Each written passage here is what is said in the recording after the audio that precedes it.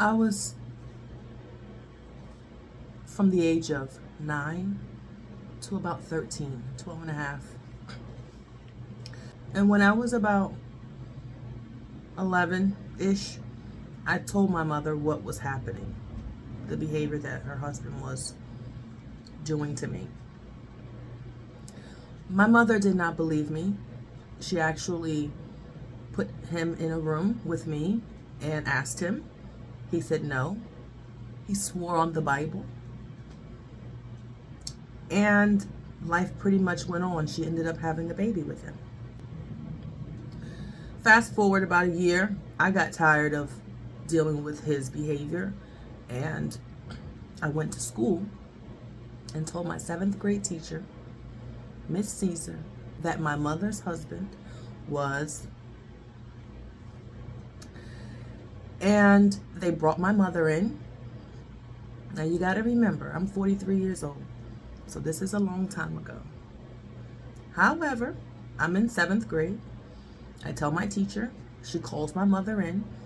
My mother then says, she's under a lot of stress.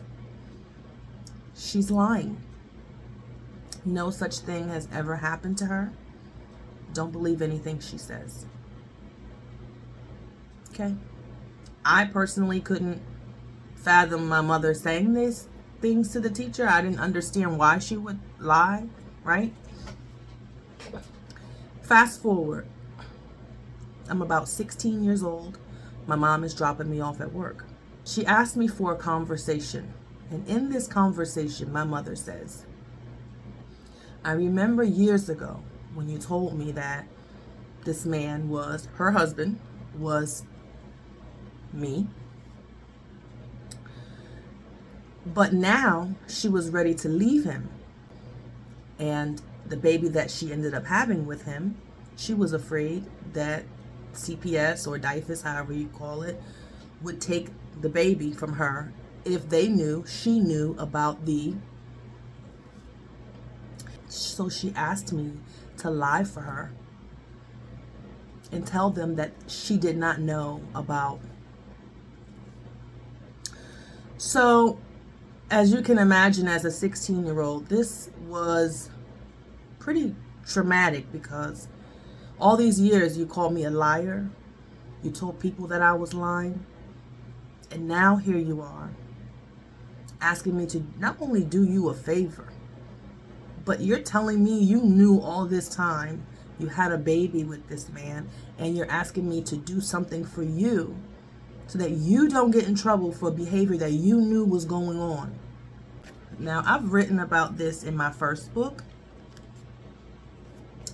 And I'm actually in the process of writing another book, but I think it's so important that when we are working toward healing our trauma, facing our trauma, that we put the appropriate responsibility, accountability to the person that it goes to.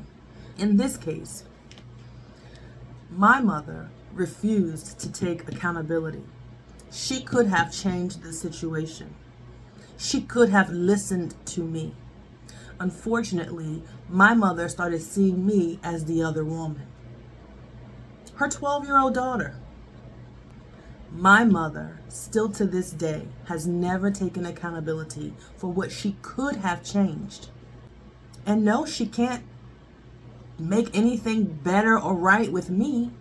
It's about making things better or right in your own spirit, in your own heart. You allowed your daughter to be, then lied on her when she had the courage to go to her teacher, to do that thing that everyone says do, right? You tell a teacher, you tell someone, and I did that. I had enough sense to know that that was the right thing to do. But she was so worried about her husband, I guess. So, I say that to say this.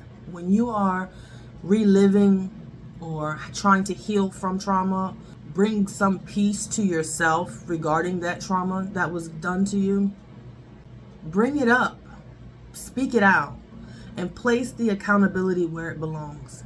I did nothing wrong at all. And I don't have a relationship with my mother at this point in time because I don't put titles anymore to people. Whether it's a mother, a father, a mother-in-law, a father-in-law, a brother, a sister, take the title away. Are they good people? And I only want to associate with good people. And a good person would say, you know, that was a child. Forget being her child. That was a child being hurt. And I not only allowed it, but I gaslit her until I couldn't gaslight her no more. And then when I needed her to lie about my part in the situation, I go to her and ask her to pretend that I didn't know anything about what she all these years told me was happening. Just something I was sitting here thinking about. God bless.